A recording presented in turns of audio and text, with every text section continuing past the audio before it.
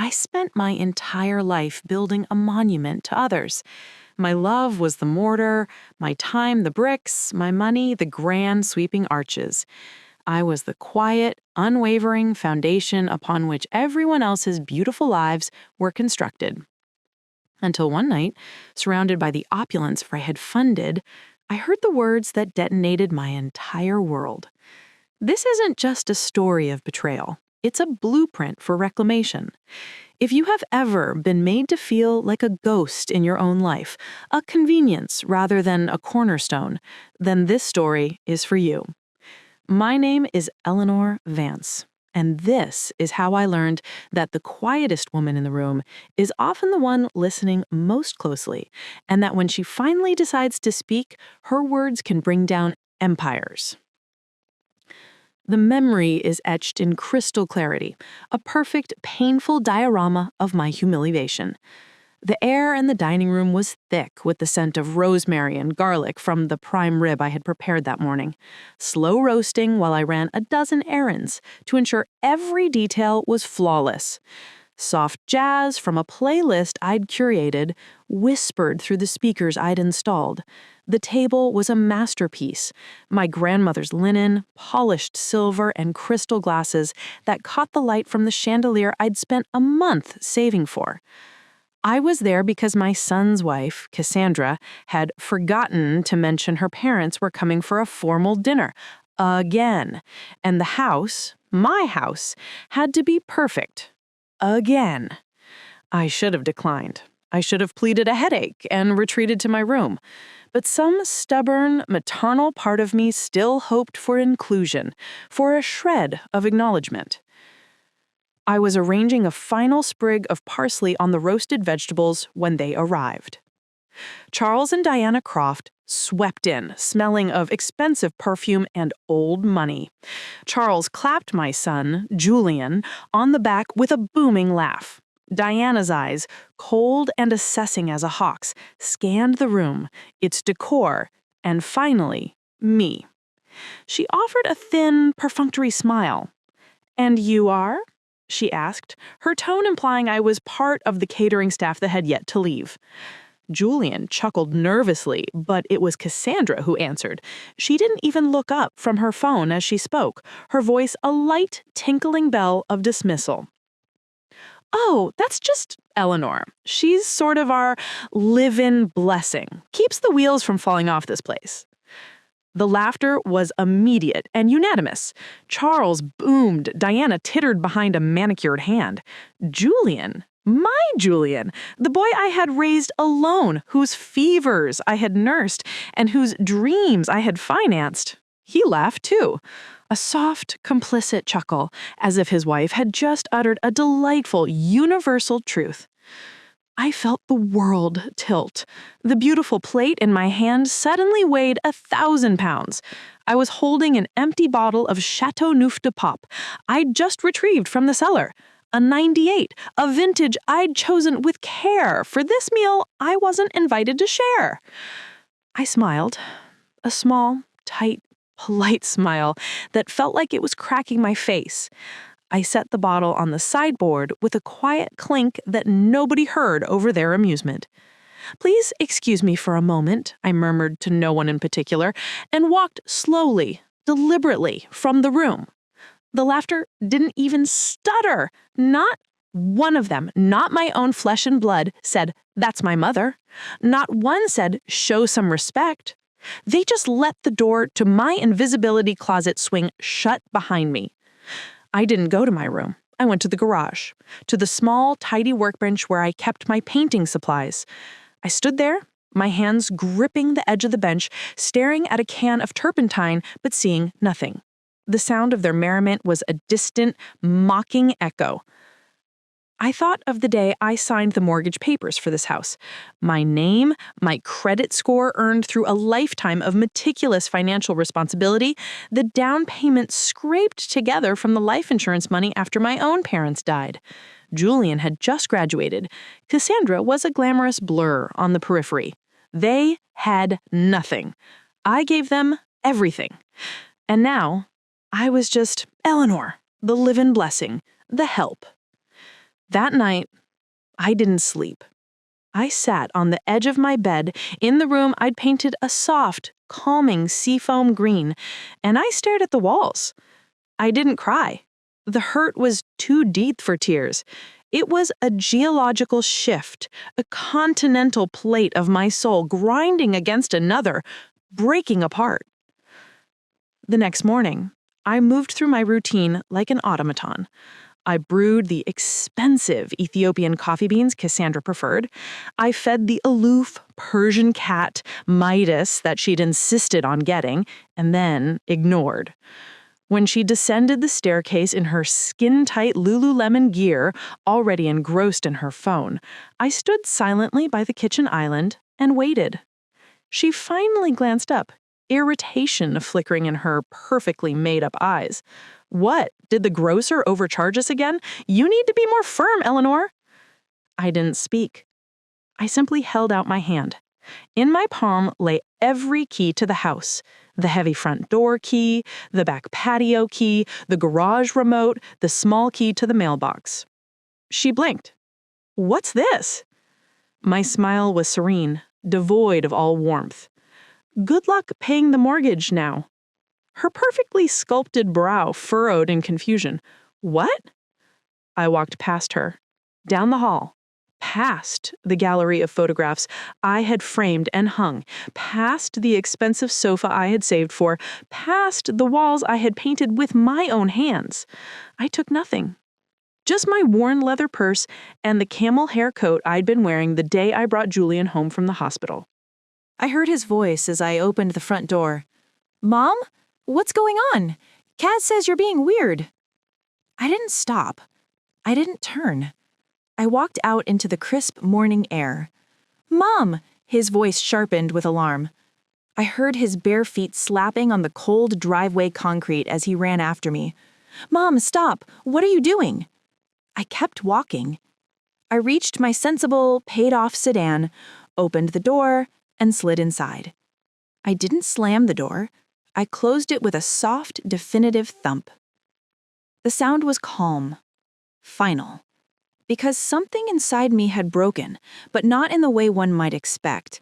It wasn't a fracture of rage or a shattering of grief. It was a quiet, clean snap of clarity. And clarity is the most terrifying force in the world. It doesn't scream, it doesn't beg, it simply knows. And I knew, for the first time in my life, that I was done. I started the car and pulled away. The last image in my rearview mirror was of Julian, standing confused and barefoot in the driveway, his figure growing smaller and smaller.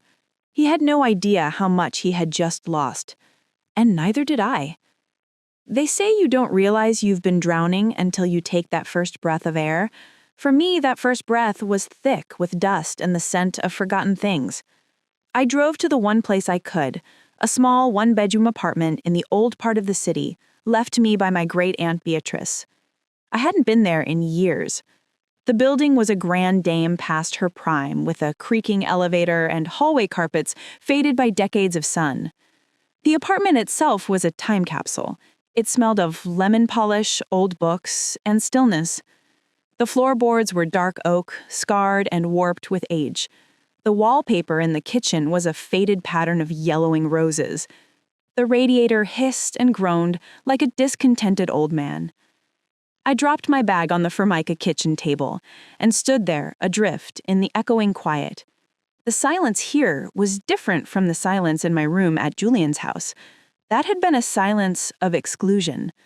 This was a silence of possibility, vast and terrifying. I slept on the musty sofa because the bed in the bedroom had a broken frame. I ate meals of toast and canned soup. I didn't call anyone. And the most telling detail of my new reality, no one called me. Not Julian, not a friend checking in. The world, it seemed, had accepted my erasure without a fuss. For days, I moved through the rooms like a ghost. My mind kept returning to that dinner, to the sound of Julian's laugh. I had raised that boy alone after his father, Thomas, decided fatherhood was too constricting a hobby. I gave up my dream of finishing my degree. I worked double shifts cleaning offices and stocked shelves at the 24-hour supermarket to keep food on the table. When my parents died, their small insurance policy didn't fund a vacation or a new car. It funded a down payment on a stable home for my son. I never asked him for rent. I never asked for anything but a sliver of respect. And he had repaid me by laughing along as his wife reduced me to a domestic appliance. The anger began to burn through the numbness, a clean, hot flame. I found a stack of old spiral-bound notebooks in a closet, the same kind I used to buy for Julian's school projects, and I started to write. I filled page after page with a furious, scrawling script. I wrote down every slight, every ignored thank you, every time I pretended to be asleep to avoid hearing them mock my taste in music or my quaint opinions in the living room I paid for. I documented the years of financial support, the erased loans, the gifts that were never acknowledged, let alone repaid. I was building a case. Not for a court of law, but for myself. A defense against the lingering voice in my head that whispered, maybe you didn't do enough. Maybe you deserved it. One afternoon, seeking a distraction, I decided to properly explore the apartment. In a narrow storage closet, tucked behind a vacuum cleaner that looked like it belonged in a museum, I found a heavy, old-fashioned steamer trunk. It was locked, but the lock was rusted and frail. Using a screwdriver from the kitchen drawer, I pried it open. I expected mothballed sweaters or old photo albums. Instead, I found files. Neat, organized, decades-old hospital files. And on top, a sealed envelope addressed to me in Aunt Beatrice's elegant, looping handwriting. With trembling hands, I opened it. The letter was dated over 30 years ago. My dearest Eleanor, if you are reading this, it means you have found your way here, and I am so sorry that you had to. I have carried a secret for too long, a burden that was never mine to bear, but one I was too cowardly to unload onto you. I hope you can forgive an old woman's fear. I was a nursing supervisor at St. Jude's Hospital when you gave birth to Julian. It was a chaotic night, a full moon, they say, and we were short-staffed. There was an incident in the nursery. A momentary confusion, a chart misplaced, a bassinet wheeled to the wrong room. By the time I noticed the discrepancy and felt that cold dread in my stomach, the babies had been discharged with their families. I told myself I was imagining things. I prayed I was wrong. The two baby boys looked somewhat similar, and new mothers are often exhausted. I buried my doubts, hoping time would erase them. It did not.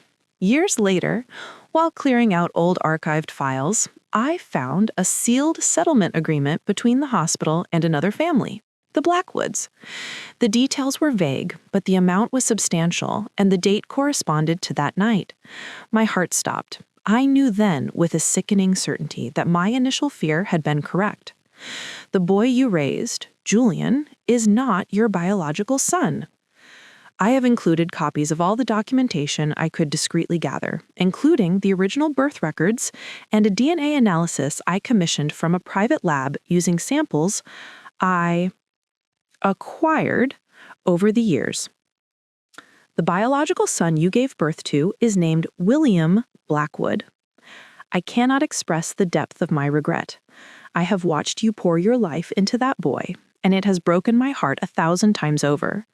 I hope this truth, as painful as it is, can somehow set you free. With all my love and apologies, Beatrice. The world swam. I gripped the edge of the trunk to steady myself. My breath came in short, ragged gasps. I read the letter again and again. Then I looked at the other documents. Lab reports, affidavits from other nurses, now deceased, a faded newspaper clipping about the Blackwood family, prominent, established, their patriarch a respected cardiologist at the very same hospital, and a photograph. A black and white image of a newborn swaddled in a standard hospital blanket, his tiny face scrunched up. He looked like every other newborn, but the name on the tag, just visible, was not Julian. It was William. A seismic upheaval greater than the one at the dinner party tore through me. 30-odd years of my life, of my identity as a mother, were based on a catastrophic error. The love I felt for Julian was real, but its foundation was a lie. And then a strange, unsettling calm began to settle over the chaos. It wasn't peace, not exactly. It was clarity, magnified 1,000-fold. The subtle distance I'd always felt from Julian, the coldness that sometimes seemed to emanate from him, the way he could dismiss me so easily. Maybe it wasn't entirely his fault. Maybe it wasn't entirely mine. Maybe it was a primal, unconscious recognition of a biological disconnect. I wasn't crazy. I wasn't a failed mother. I was a victim of a terrible mistake who had then been victimized again by the very person I'd sacrificed everything for. I carefully placed the documents back into the trunk. This changed everything. And it changed nothing. Julian's behavior was still reprehensible. My hurt was still valid. But now I had a new truth to navigate and a new person to find. William Blackwood. The silence in the apartment was no longer punishing.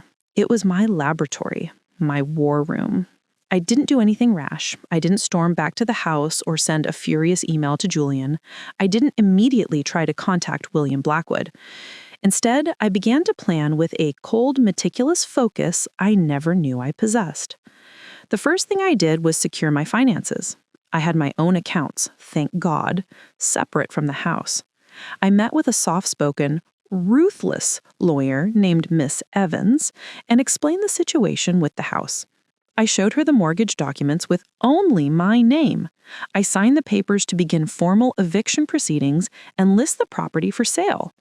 The look on her face, a blend of professional neutrality and profound pity, was all the validation I needed. They have no legal leg to stand on, Mrs. Vance. The house is yours. We'll have them out within the month. Next, I bought a simple secondhand laptop and began to digitize my handwritten journals. I created spreadsheets. I tracked every dollar I had ever given Julian and Cassandra, from the loans for his failed startup to the down payment on her luxury SUV that was in his name but paid for from my savings. I compiled a financial autopsy of my own exploitation. And then I began to observe. I started with William Blackwood. Aunt Beatrice's documents gave me his name and his parents' names. A few online searches revealed that the Blackwood family was indeed still local. His father, Robert Blackwood, was retired. William owned a business, a small independent architectural salvage yard and design studio on the industrial edge of the city. It was called Reclaimed Foundations. The irony was profound. It almost hurt. I drove there the next day. The place was a wonderland of forgotten beauty. Weathered barnwood, ornate Victorian fireplace mantels, stacks of old stained glass windows catching the light. And there he was, William. He was in his early 30s with a quiet intensity about him. He wore jeans smudged with paint and a worn flannel shirt, and he was carefully examining the joinery on an old oak door. He had my father's brow, my father's thoughtful frown. He had my hands. I sat in my car, my heart hammering against my ribs, and I cried. Not tears of sadness, but of overwhelming, bewildering connection. I saw a life I was never part of. Birthday parties, scraped knees, first days of school, all those moments I had poured my soul into Julian had been meant for this man, this stranger with my hands. I didn't go in, I just watched, and it became my new ritual. Each day, I would find a reason to be near Reclaimed Foundations. I'd park across the street and watch him work. He was patient, meticulous, treating each piece of discarded history with a reverence I found deeply moving. Meanwhile, I also kept a close eye on the crumbling empire of Julian and Cassandra. Social media made it disgustingly easy. Cassandra's Instagram was a curated gallery of their perfect life. #blessed, #gratitude, #entrepreneur life. Her business, Cassandra Croft Consulting, promised to elevate your brand and manifest your destiny. I delved deeper. Using the research skills I was honing, I discovered the truth. Her business was a house of cards. The glowing testimonials were from fake accounts or from clients who were just friends swapping favors. The rented Lamborghini in her posts was a daily rental for photo shoots. The office space she tagged was a co-working hub she used for an hour at a time. And the debt? It was staggering. They had leveraged my house, my credit, to fund this illusion. Julian had quit his job as a mid-level marketing manager 6 months ago to build the business with her. They were living on a precipice, and they were too arrogant to even see it. The official notice from my lawyer arrived at the house. The dominoes began to fall. My phone lit up with calls. First, Julian, confused and entitled. "Mom, what is this? This is a mistake. Call your lawyer and fix it." Then Cassandra, her voice a razor blade wrapped in silk. "Catherine, this is incredibly disruptive. We have clients coming this weekend. Whatever midlife crisis you're having, can it wait?" I didn't answer. I listened to the voicemails, saved them, and added them to my growing file. Their panic was my fuel. One afternoon, emboldened, I finally walked into Reclaimed Foundations. A little bell above the door chimed. William looked up from a stack of blueprints. "Hi there," he said, his voice warm and calm. "Can I help you find something?" I had rehearsed this moment 100 times. "I'm just browsing. I'm fascinated by old things, those stories they hold." He smiled, a genuine, easy smile that reached his eyes. "That's the best part. It's all about seeing the potential beneath the neglect." We talked for 10 minutes about heart pine flooring and the history of pressed tin ceilings. It was the most honest conversation I'd had in years. He was kind, engaged, and thoughtful. He treated me, a stranger, with more respect than Julian had shown me in a decade. As I left, buying a small, beautifully crafted birdhouse made from scrap wood, he said, "Come back anytime. I'm always here." The contrast was breathtaking. In one part of the city, my biological son was building something real, something beautiful from broken pieces. In another, the son I'd raised was married to a woman who built nothing but lies, and he was helping her do it. The eviction date loomed. Julian showed up at my apartment, unshaven and desperate. I watched him through the peephole, pounding on the door, his voice cracking. "Mom, please, you can't do this to us. This is my home." I stood silent on the other side of the door, my hand flat against the cool wood. I let him feel what it was like to be unheard, to be irrelevant, to be a ghost. When he finally left, slumping against the wall in the hallway, I didn't feel triumph. I felt a deep, resounding certainty. I was on the right path. It was time to stop observing and start acting. The sale of the house proceeded with brutal efficiency. The market was hot, and the property, always impeccably maintained by me, sold for well over the asking price. The profit was substantial, and every single cent was legally, rightfully mine. Julian and Cassandra were forced to move.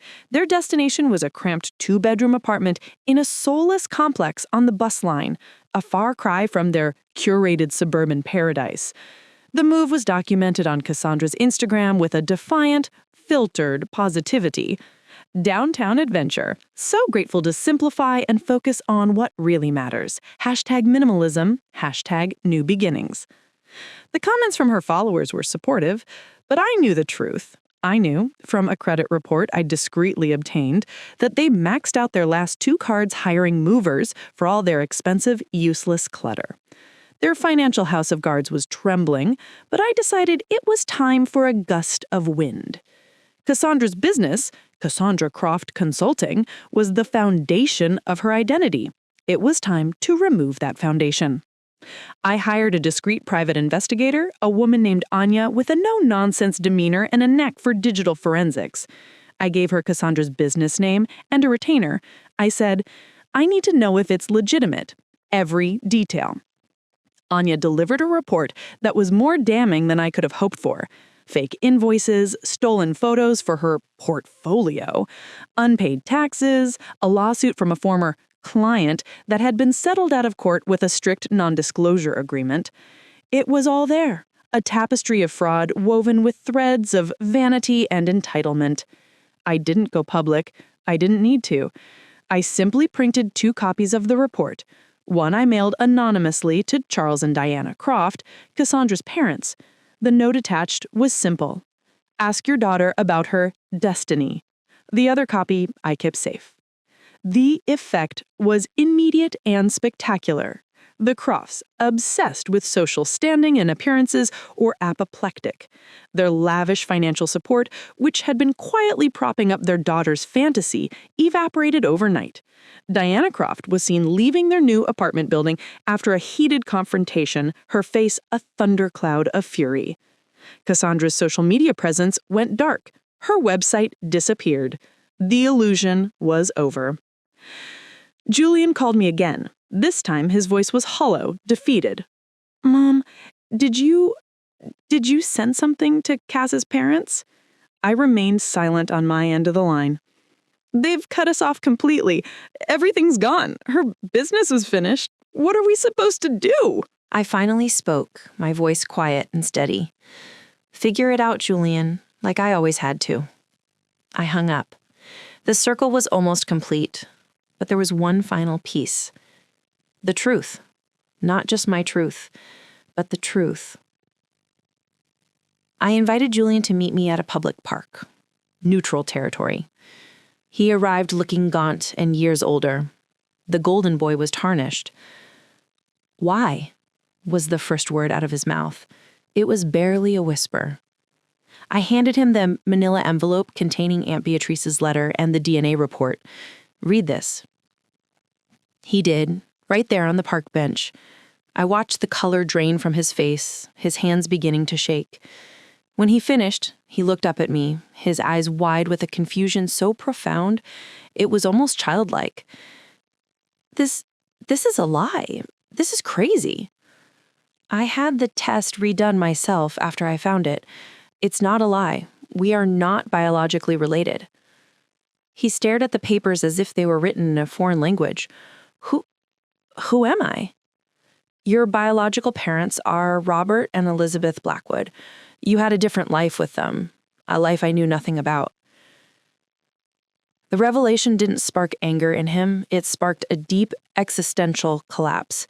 The arrogance, the entitlement, the very core of his identity, all of it was built on the same shifting sand as Cassandra's business. He was a fraud too. "All this time," he mumbled, staring into the middle distance, "the way I felt, like I never quite fit. I thought it was me. I thought I was the problem." "We both were living a lie, Julian," I said, not unkindly. "The difference is I built my life on giving. You built yours on taking." He didn't argue. He just sat there, shattered. I felt a distant pang of pity for the boy he had been, but none for the man he had chosen to become. "I hope you find your way, but you won't be finding it with me." I walked away, leaving him alone on the bench with the truth. It was the last time I saw him. The final step was the most terrifying. William. I couldn't just show up with a bombshell. I had spent weeks building a fragile acquaintance. I'd become a regular at Reclaimed Foundations, buying small items, asking questions about his work. We'd shared coffee, we'd talked about books. He told me about his parents, good people who had supported his dream of working with his hands. He'd mentioned a brother, younger, who was a doctor. He spoke of his family with warmth and respect. The chasm between the life he'd lived and the life Julian had lived was a testament to more than just biology. It was about environment, values, love. One afternoon, as he was closing up the shop, I asked if I could speak with him. The sun was setting, casting long shadows through the warehouse filled with rescued memories. "Is everything okay?" he said, gesturing to 2 stools by a workbench. I took a deep breath and placed the envelope on the bench between us. "My name is Eleanor Vance, and I have a story to tell you that is going to sound impossible, but I have proof." I told him everything. About the dinner party, about leaving, about Aunt Beatrice and the trunk, about the switch. I spoke calmly, clearly, laying out the 30 years of history as if I were presenting evidence in a case. He listened without interruption, his expression unreadable. When he finished, he slowly reached for the envelope and pulled out the documents. He read Beatrice's letter. He studied the DNA report. He looked at the photograph of the newborn, himself. The silence in the warehouse was absolute. I could hear the distant sound of traffic outside. He finally looked up, his eyes glistening. This is a lot to process. I know. I don't expect anything from you, William. I don't want to disrupt your life or your relationship with your parents. They are your parents. They raised you. I had a right to know. And I had a need to tell you. He was quiet for a long time, turning the old photograph over in his hands. All my life, I felt a pull, a sense of something missing. I thought I was just me, a personality flaw. You felt it too? Every day. I said, my voice thick with emotion. He didn't hug me, he didn't call me mom, but he reached across the workbench and placed his hand over mine. His grip was strong, warm, solid. It was the hand of a man who built things that lasted. He paused, choosing his words carefully. We should take this slowly. I nodded, tears finally spilling down my cheeks. Slowly is perfect. It's been a year now. The money from the house sale is secure. A significant portion of it funds a small charity I set up in Aunt Beatrice's name, offering financial literacy and support to older women who find themselves starting over. Julian and Cassandra divorced. He moved to another state, and from what little I've heard, he's working a regular job, living a regular life. Perhaps the humbling was what he needed. I wish him peace, but from a great distance. William and I see each other every week. For coffee, for a walk. Sometimes I help him at the warehouse, sorting through new deliveries of salvaged goods. We're building a friendship, a connection based on truth and choice, not obligation or biology. He calls me Eleanor. I call him William. It's enough. It's more than enough. He introduced me to his parents. It was awkward and emotional, but they are kind people. They had their own moment of shock and grief, but they have welcomed me with a grace I will always be grateful for. We share a strange, profound bond, the love for the same son. One afternoon, William handed me a small wrapped box. Inside was a single, old, ornate key. What's this? I asked. It's the key to the front door here. I'm opening a new section, a community workshop space. I want to teach people how to restore furniture, how to find the beauty in broken things. He smiled a little shyly. I want you to run it, if you'd like.